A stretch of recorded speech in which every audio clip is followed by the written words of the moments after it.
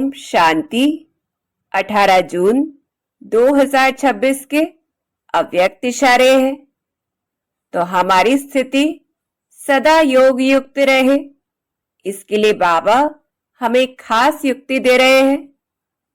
तो जैसे कोई की विशेष नेचर होती है, उस नेचर के वश न चाहते भी चलते रहते हैं।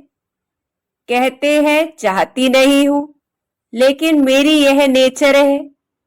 ऐसे आप बच्चों की सरल नेचर हो, जो सबको अनुभव हो कि यह सहज योगी स्वतः योगी है। क्या करूं, कैसे योग लगाऊं, यह बातें खत्म है ही सदा सहयोगी अर्थात योगी। इसी एक बात को नेचर और नेचुरल करने से सभी सब्जेक्ट में परफेक्ट हो जाएंगे। तो किस प्रकार से हम इसे नेचर बनाएं? अगर हम चिंतन करते हैं तो मुख्य बात है कि अनेक चीजों में स्थूल व सूक्ष्म रूप से हमारा कोई ना कोई स्वभाव व नेचर होता है, जिस अनुसार हम कार्य करते हैं, जिसमें हमें अटेंशन देने की भी जरूरत नहीं पड़ती है या कोई मेहनत नहीं करनी पड़ती है। जैसे कि किसी को बहुत जल्दी गुस्सा आ जाता है या कोई बहुत शांत ही रहता है, कोई हर बात में चिंता ही करता रहता है, जिसके लिए वे कहते भी हैं कि हम गुस्सा नहीं करना चाहते हैं या चिंता नहीं करना चाहते हैं, लेकिन मेरी नेचर ऐसी है। अर्थात वह आदत संस्कारों में गहराई तक बैठ चुकी है, जिसको बदलने की मेहनत है लेकिन करने की मेहनत नहीं है। तो ऐसे ही अब हमें बाबा के साथ योग का अपना ऐसा सरल नेचर बनाना है कि वह याद भूलना मुश्किल लगे, याद करना मुश्किल नहीं लगे। यह नहीं सोचना पड़े कि योग कैसे लगाएं, बल्कि मन अपने आप बाबा की ओर चला जाए। जैसे कि एक माँ का मन बार बार अपने बच्चे की ओर स्वतः चला जाता है, प्रयास नहीं करना पड़ता है। ऐसे ही हमारा बाबा से योग भी हो, जो जीवन का स्वाभाविक हिस्सा बन जाए, जो दूसरों को भी हमसे यह अनुभव हो कि हम इतने शांत हैं, इतने स्थिर हैं कि परमात्मा से हमारा योग लगा ही हुआ है। हम सहज योगी हैं, अर्थात जिसे याद करने में मेहनत नहीं करनी पड़ती है। स्वतः योगी है, जिसका मन स्वतः परमात्मा से जुड़ जाता है। फिर दूसरी बात आती है कि हम निरंतर योगी कैसे बने। तो जितना हम सदा परमात्मा कार्य में सहयोगी बने रहेंगे, उतना ही योगी होंगे।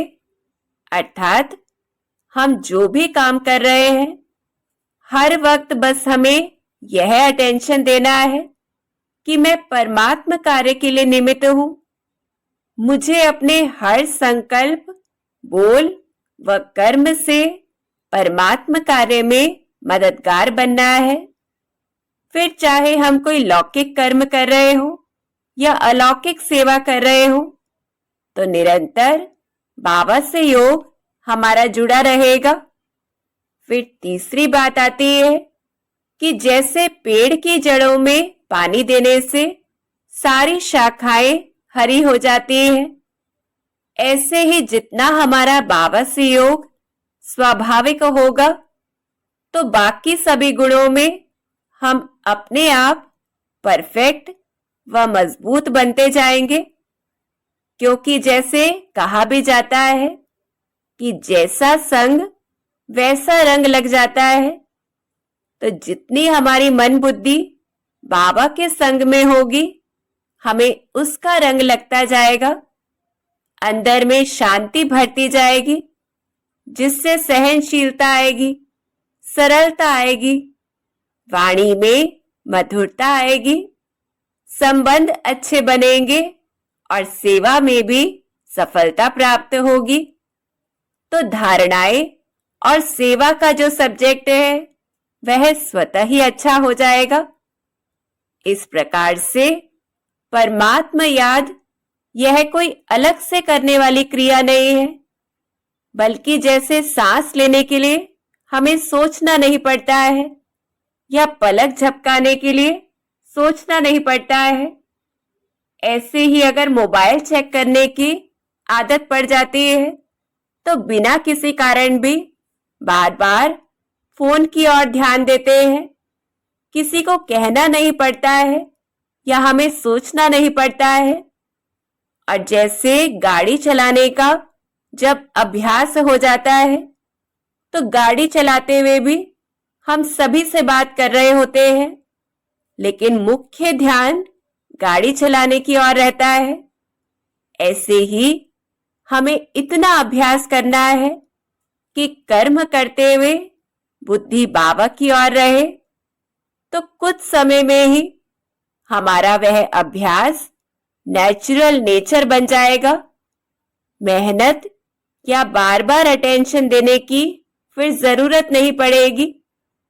तो अब हमें सारे दिन में बस खुद को यह याद दिलाना है कि मैं परमात्मा कार्य में सहयोगी हूं, खुदाई खिदमतगार हूं। तो जितना सहयोगी उतना योगी हम स्वतः बन जाएंगे। अच्छा, ओम शांति। ओम